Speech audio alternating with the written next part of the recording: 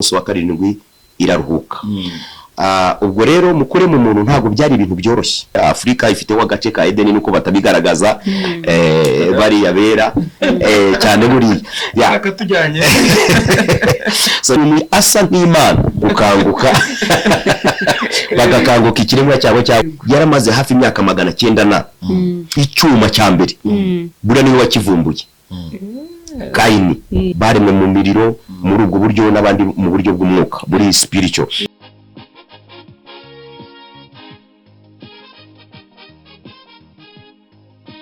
Murakaza neza kuri Maka Justin Family TV.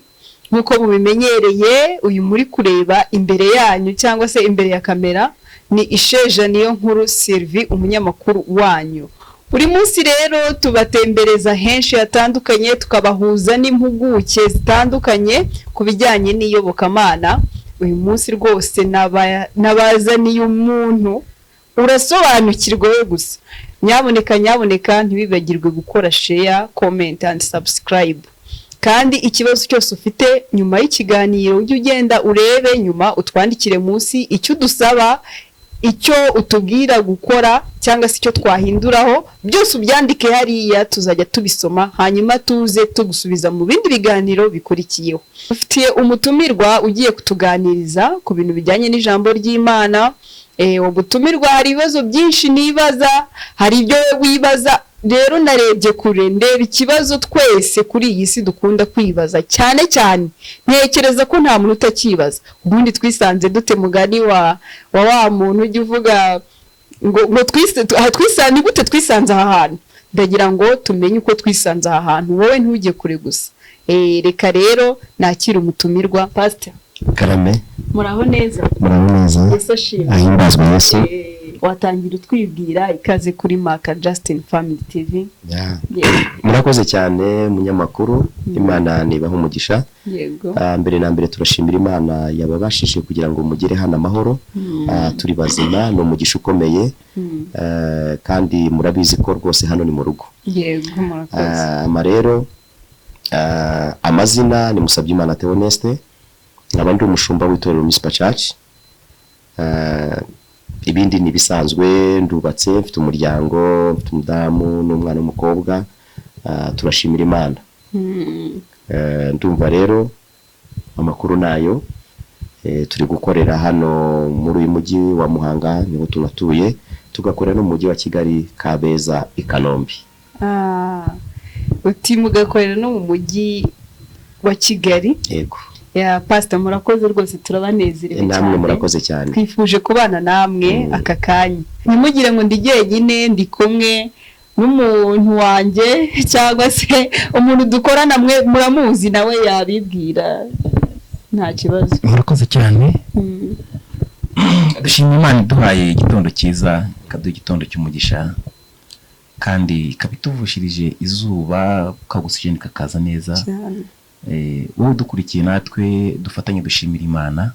Amazina ni Hakiza Abazungu Justin. Akunda kudusanga ni kuri Maka Justin Family TV. Namwe turabashimiye munyamakuru. Yego, murakoze. Twese rero murabona ko turi inyabutatu niko nabivuga. Akanya tugiye kuganira kandi nizere ko buri wese ari buryoherwe. Ntabwo butatu butagatifu. Yego, turi butatu butagatifu. Pastor bivuze neza. Buri wese nizere ko ari buryoherwe ko dufite ikiganiro cyiza. Kandi tugiye kubamara amatsiko ndakeka. Nanjye arashira, wowe ntayo ufite? Nayo ndafite, ariko ikiganiro tugiye kuganira amatsiko.com. Uragira uti Pastor harya ngo amatsiko ufite nayiki? Amatsiko mfite nayi ibintu byinshi ni gute twisanze ahantu. Wowe ntabwo ujye ubyibaza? Natwe niko twibaza umunsi ku munsi. Pastor tujye twibaza ngo ese twisanze gute muri no si turiho. Iyo dusomye Bibiliya tubwira yuko Imana yaremye Adamu, ariko se ko yaremye umuntu umwe. Iyo dutanze nk'urugero nko ku gihugu cyacu, dusanga turi hejuru ya miliyoni 12. Kandi Bibiliya tubwira ko yaremye umuntu umwe. Ese abantu twaje kubaho gute? Haje kubaho kwiyongera kw'abantu gute? Nanone nkunganiye, yego nibyo koko turi hejuru, turi muri miliyoni 13. Kandi Bibiliya yitwereka ko yaremye abantu babiri. Yaremye umuntu umwe. Yaremye umugabo ari we Adamu. Hanyuma imukuramo umugore mu rubavu yasinziriye. Njye niko bisoma. niko kuti. Hanyuma nyuma yaho babyara abana babiri, Gahini na Abeli, bose bari abagabo. Siko Bibiliya yanditse. Hanyuma ko bari abagabo kandi umugabo ntago abyarana n'undi, ntago byemerwa.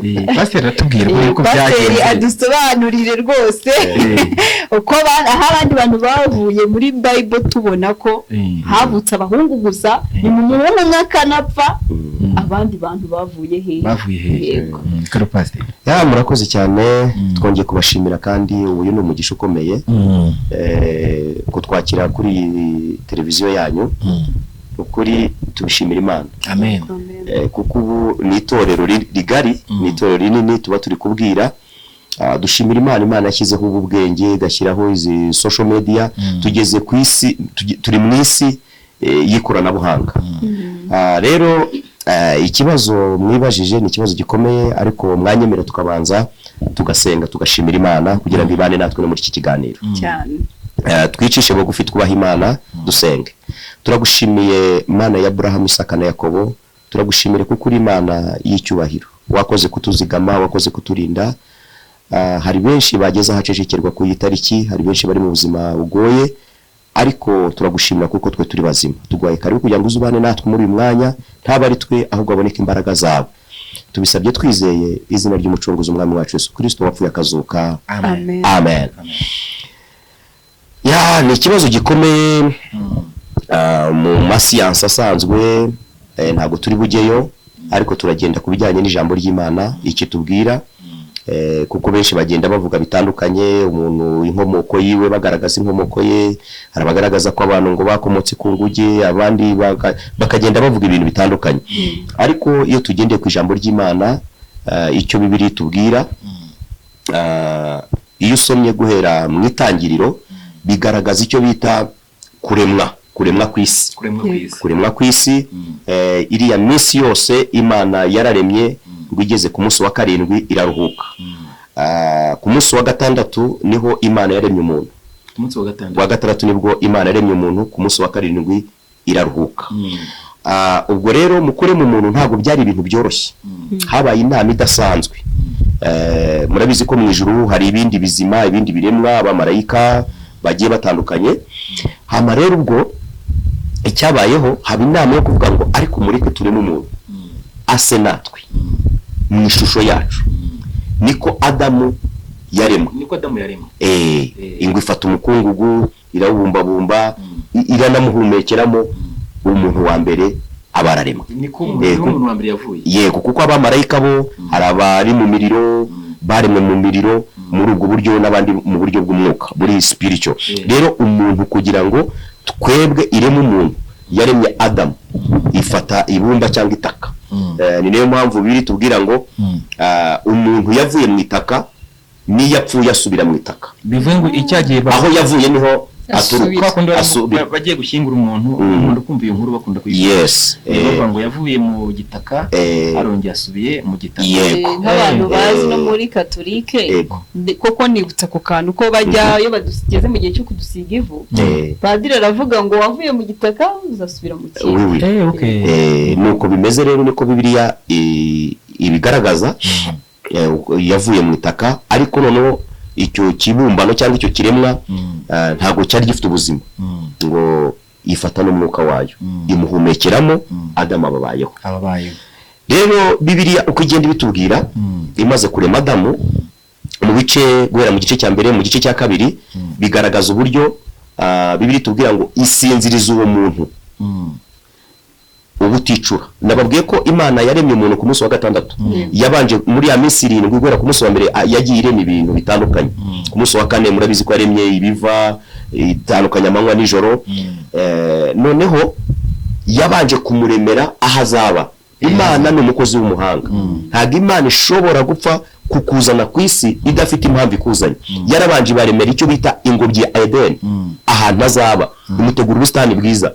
Imaze kubutegura ngo imushyira muri iyo ngobyi, ngo yaramusuraga. Buri tubwira ko ngo yamusuraga mu mafu ya Nimose. Imana ikamanuka ikaza gusura umuntu yaremye.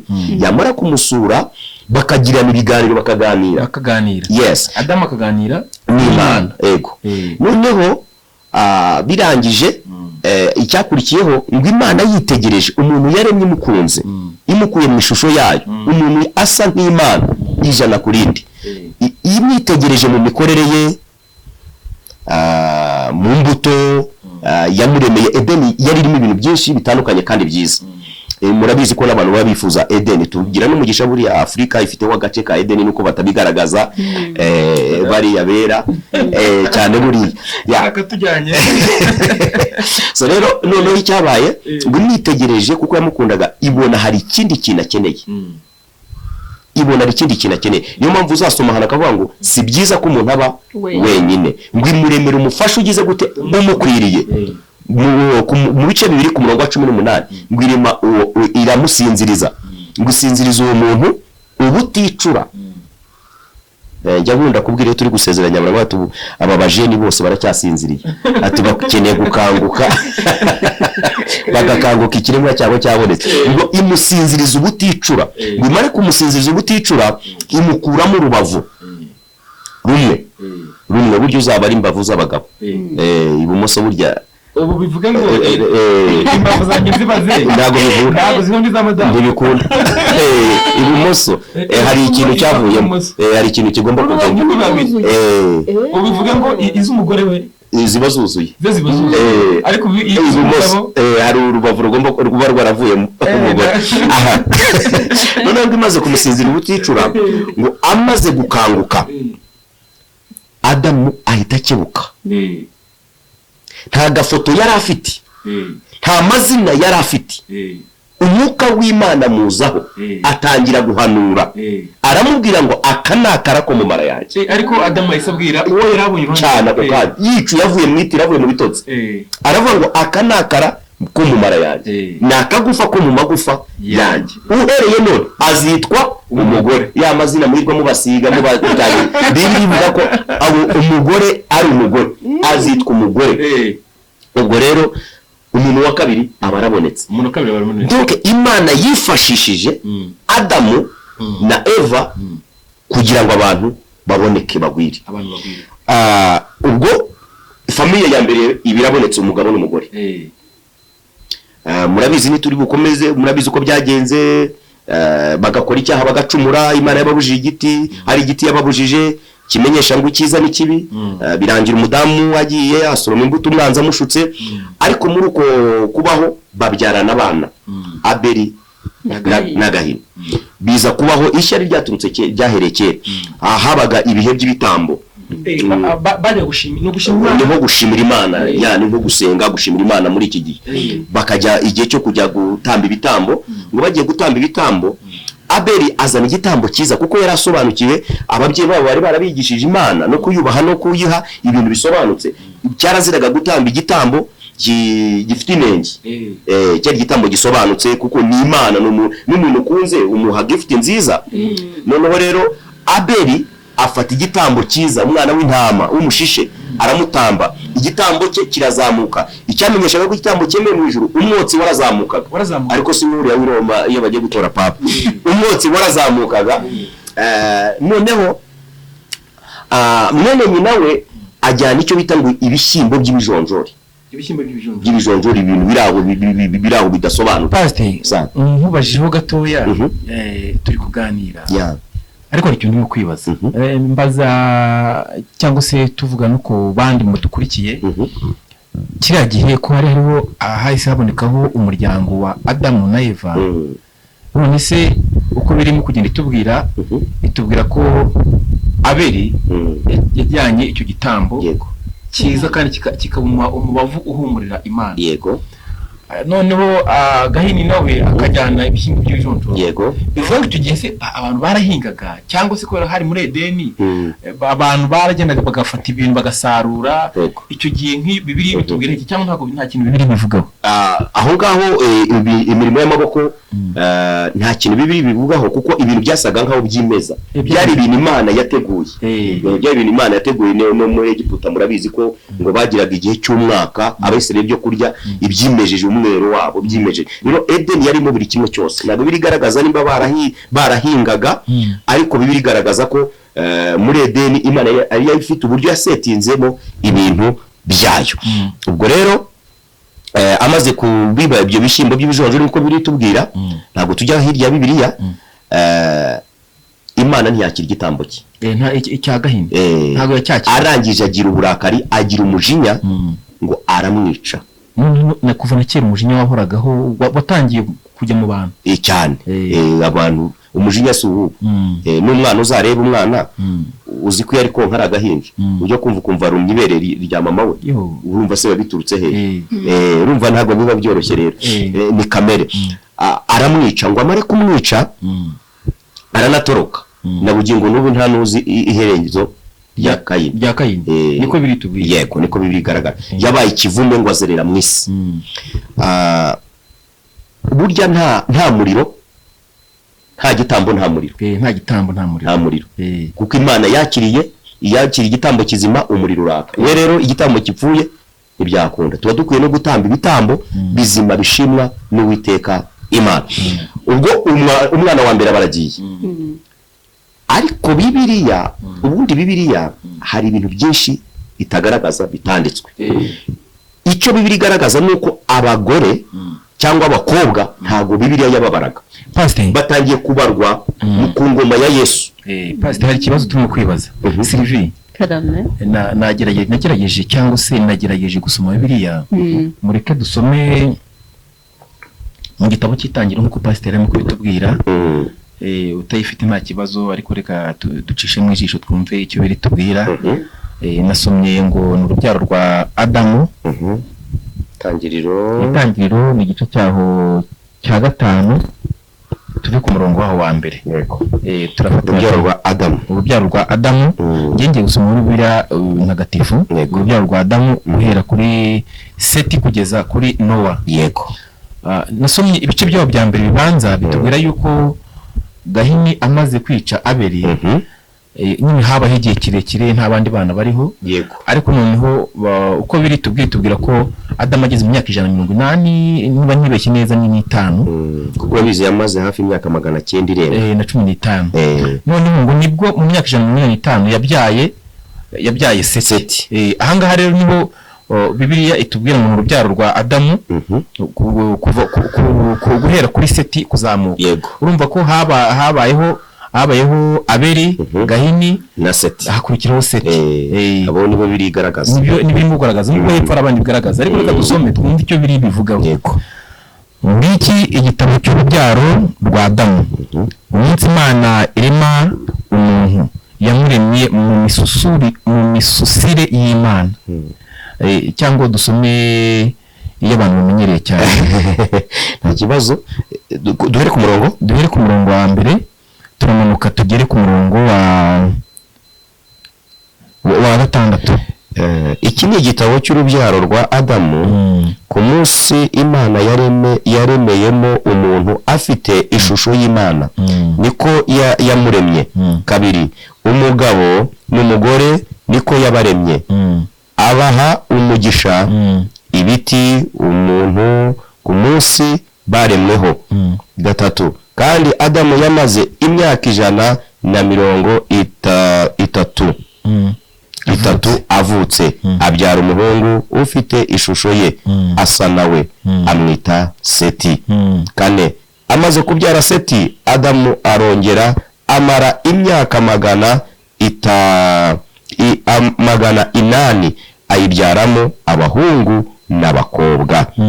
5, iminsi yose Adamu yaremye ni imyaka 930 arapfa. 6, Seti yamaze imyaka 105 avutse, abyara Enoshi. Urakoze cyane. Ahangaha ni nayo nshatse kuvuga Pastor. Seti amaze imyaka 105 avutse, abayeho, abyara uwo bita Enoshi.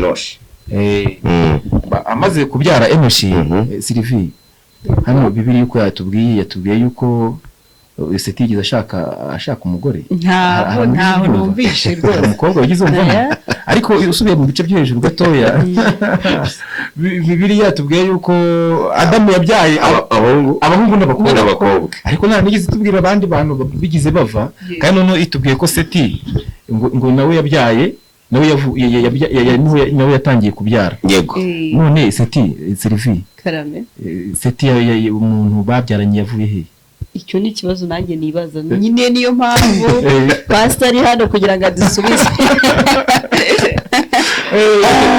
niba ari ikintu bizi uratubwira ukabwira n'abandi bantu bose badukurikiye arakoze cyane nk'uko Bibiliya ibitugaragarije nk'uko tumaze gusoma iyi mirongo niko bimeze yabyaye abahungu n'abakobwa noneho Seti abyara Enoshi ku mugani ntibigaragaza ntago Bibiliya yagaragaje umudamu babyaranye ikintu rero Bibiliya hari ibintu byinshi bigaragara ko bitashyizwe muri Bibiliya ubwo twaba tugiye gucukumbura uko Bibiliya yanditswe mu cyarameya n'ibiki byose bitandukanye n'ikigiriki ariko ikigaragara Bibiliya ntago yagaragazaga kenshi cyane abadamu cyangwa abakobwa ntibanahabwaga ubundi agaciro ku badamu cyangwa abakobwa bagahawe na Kristo na perezida w'u Rwanda nibo bantu nabonye baha agaciro umudamu uvuge ngo perezida wacu w'u Rwanda yubahwe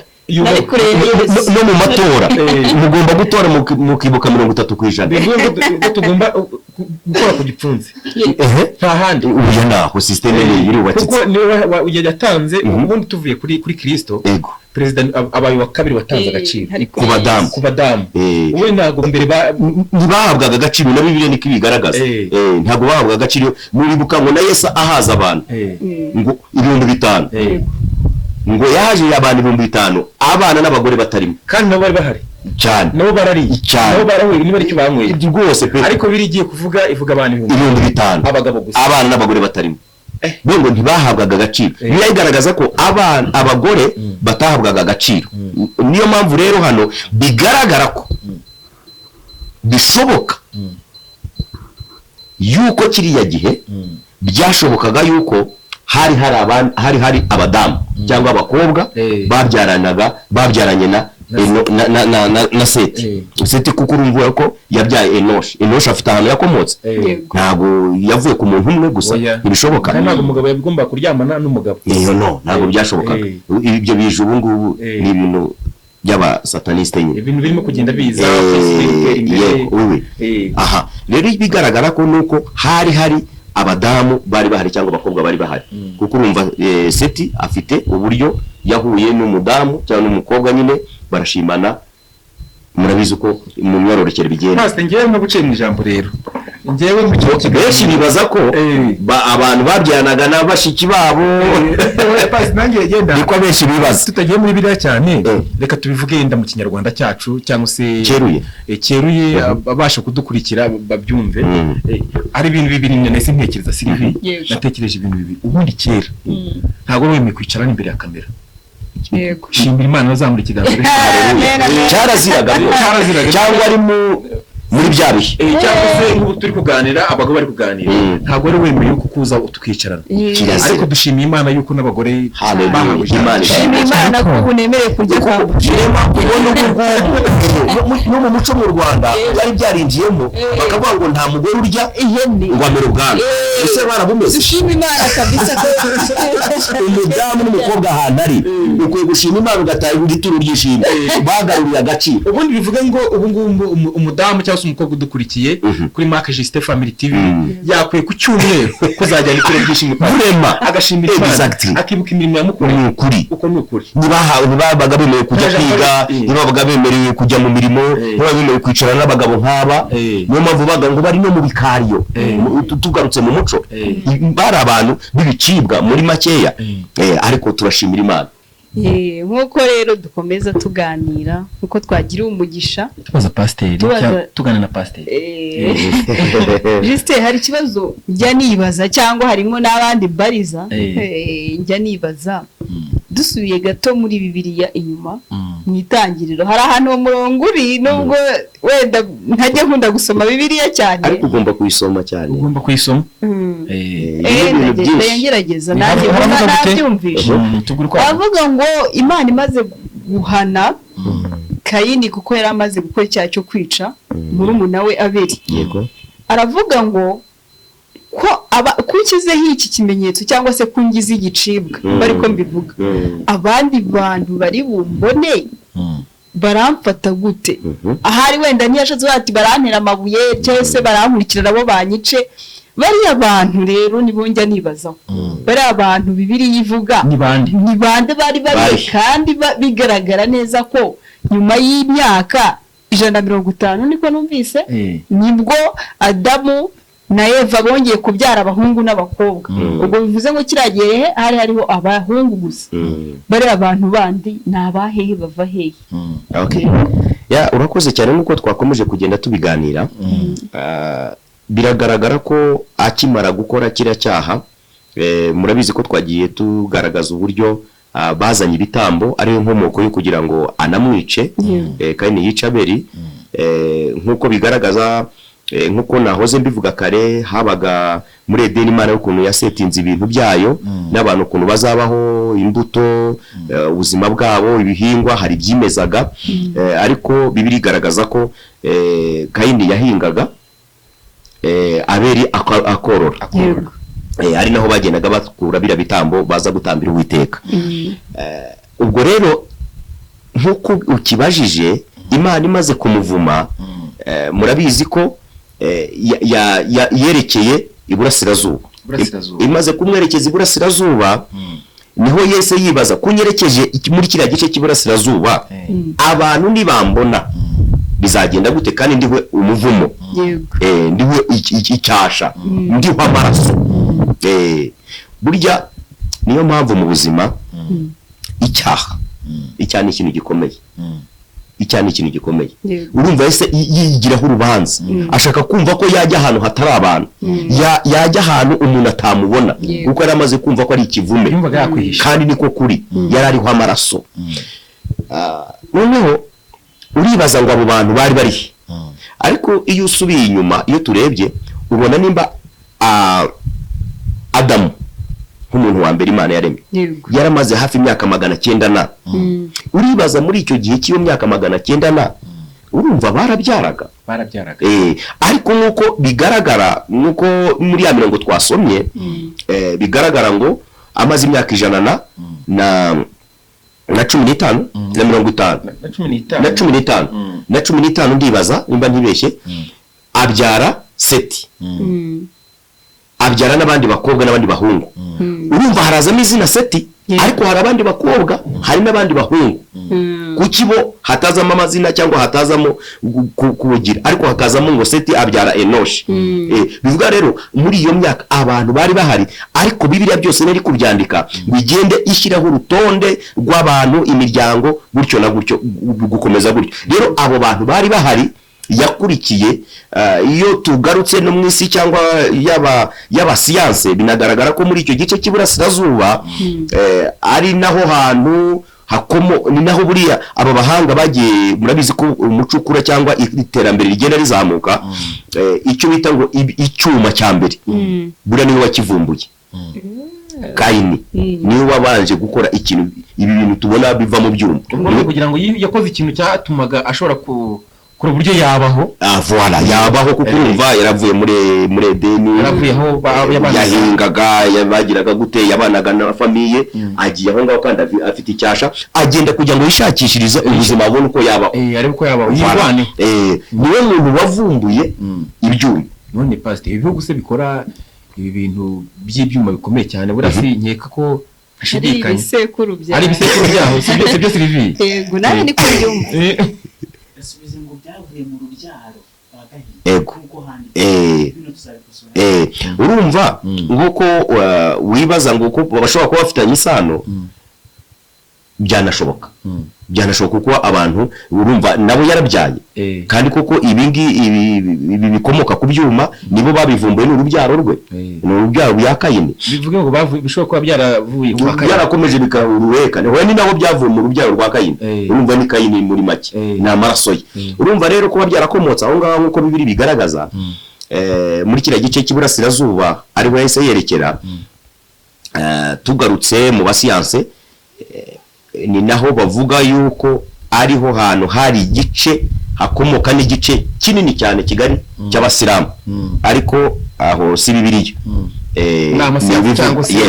nibyo twiga nibyo dusoma n'abahanga bagenda babigaragaza bitabo bavumbura ko ariho muri icyo gice yahungiye cy'iburasirazuba ari wakomoka Abarabu bakanagaragaza ko ari nayo mpamvu hagenda hazamukamo iyo mitwe ikomeye y'iterabwoba yizirikira ibisasi gaturitsa ahantu niko siyansi ivuga yego ubwo urumva rero abantu bari bariho ikibazo bibazaga abantu bari bahari ariko birikagenda ivuga izina runaka ariko abantu bari bahari nibo bantu nicyo gisubizo yabwiye Imana ngo abantu bazambona bati abantu bari bahari ariko wenda batavugwa mu mazina muri Bibiliya muri iki gitabo cy'Itangiriro bivuge ko pastor nkuko birigenda bigaragaza bivuge ko kiriya gihe nkuko Sylvie yarabibashije cyangwa se yarakubashije bivuge ko hari abandi bantu bari bahari benshi ariko nkuko wadusubije ukavuga uti ntago Bibiliya bose ari kubandika hari abandi bantu bari bahari ariko Seti cyangwa se nkuko yavuze kuri Seti nkeka ko yari nk'umutoni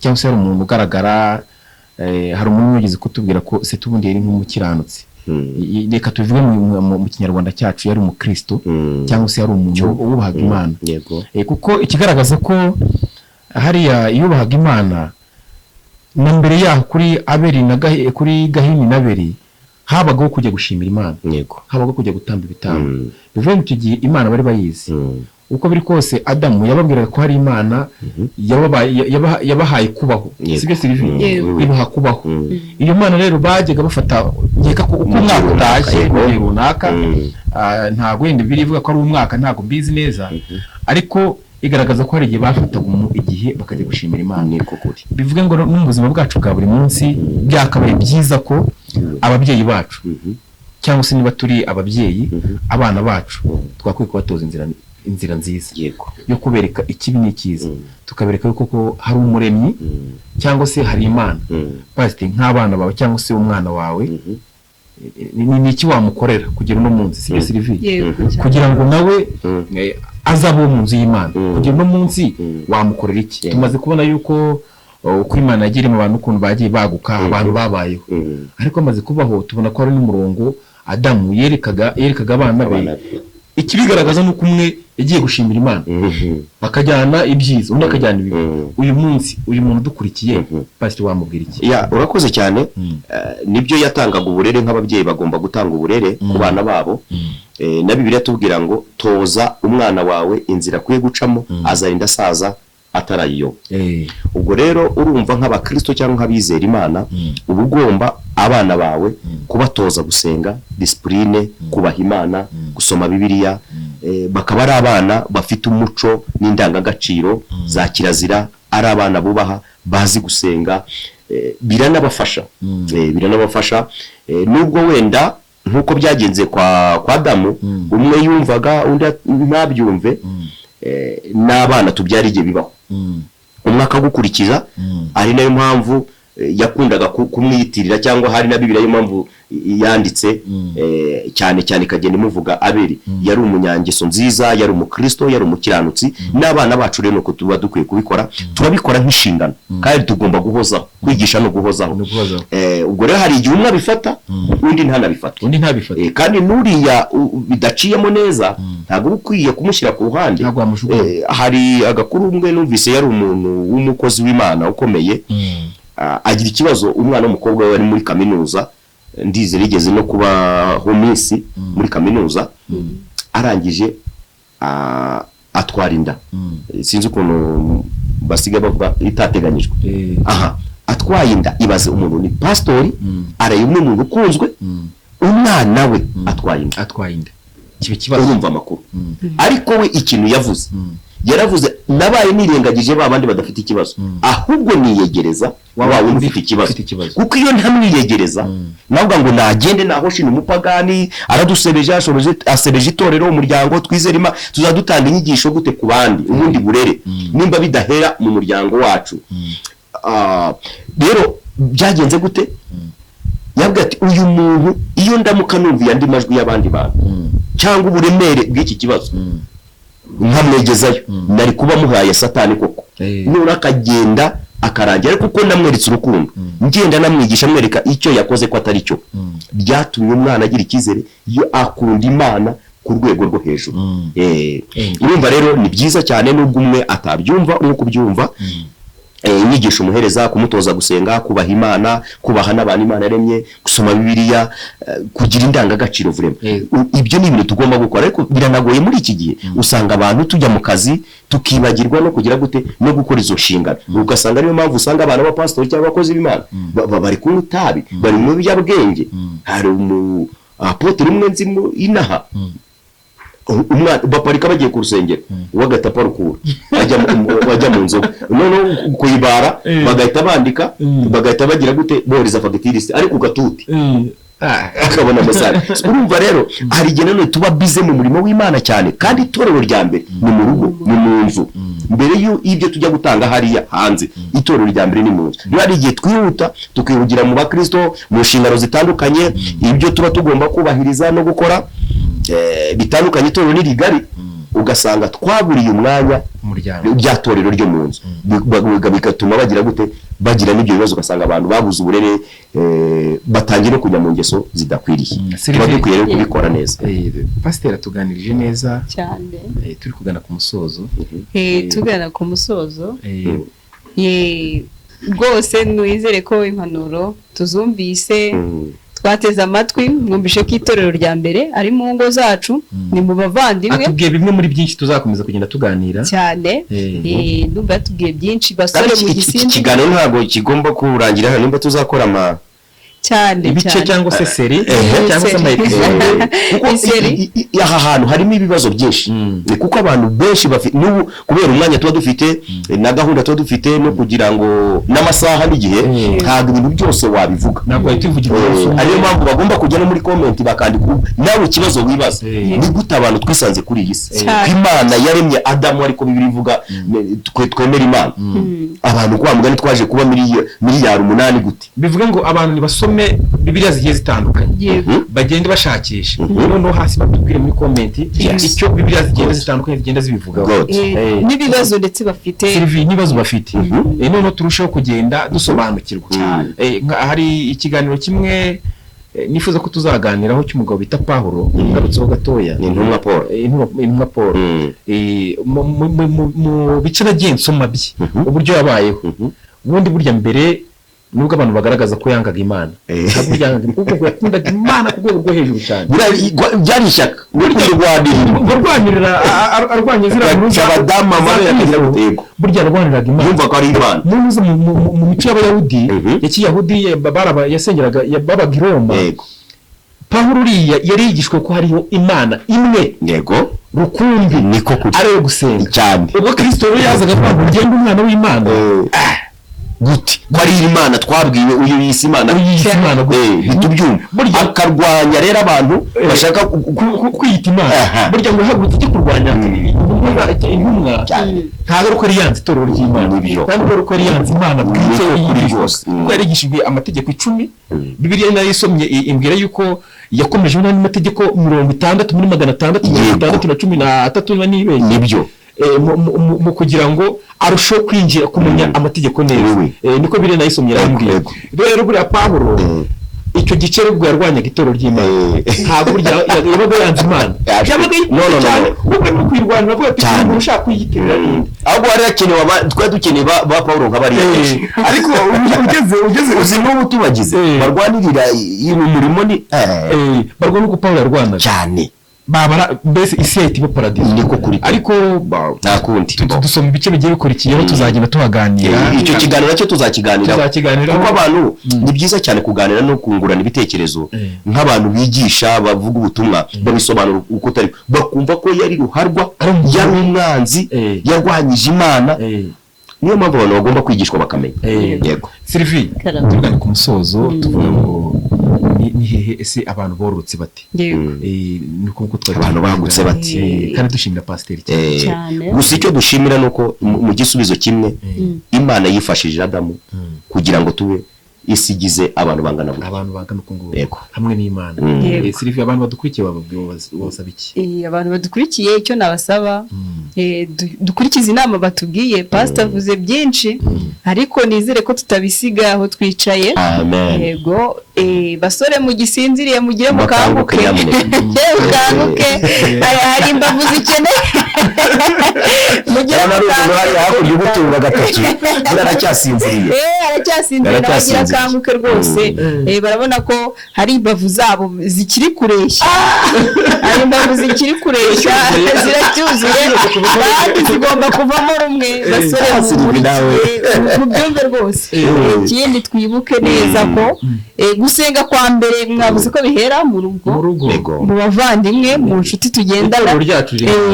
Itorero ni muri twebwe mbese niyo bagiye gutanga ubwepiskopi cyangwa ubushumba baravuga ngo aba ari umuntu uzi kuyobora wo mu rugo rwe neza cyane. Rero nizere neza ko mwadukurikiye kandi mwanyuzwe.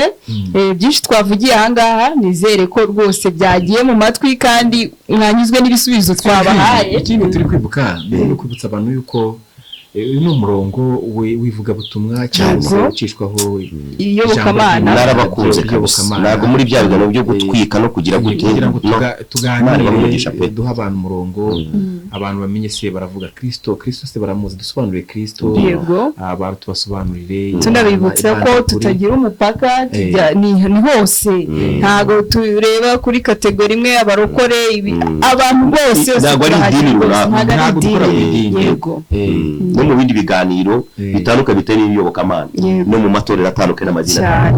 Shimira abantu Sylvie shimira na pasiteri. Rero pastor murakoze.